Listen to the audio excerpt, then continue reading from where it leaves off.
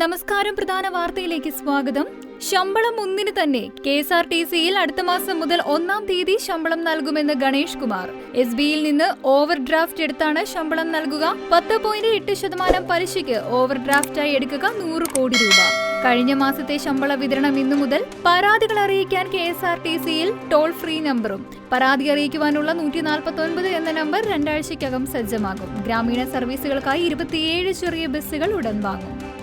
ചട്ടം മറികടന്ന് body building താരങ്ങൾക്ക് നിയമനം നൽകുവാനുള്ള നീക്കം തടഞ്ഞു. നിയമന നീക്കം സ്റ്റേ ചെയ്തത് കേരളം അഡ്മിനിസ്ട്രേറ്റീവ് ട്രിബ്യൂണൽ. ഷിനു ചൊവ്വ, ചിത്രേഷ് നടേശൻ എന്നിവരുടെ നിയമനമാണ് സ്റ്റേ ചെയ്തത്. നടപടി ബറ്റാലിയൻ SI നൽകിയ ഹർജി.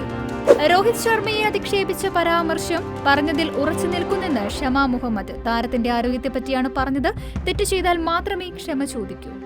6-ാം വിക്കറ്റ് നഷ്ടം. ICC ചാമ്പ്യൻസ് ട്രോഫി സെമി ഫൈനലിൽ ഇന്ത്യക്കെതിരെ ഓസ്ട്രേലിയയ്ക്ക് 6-ാം വിക്കറ്റ് നഷ്ടം.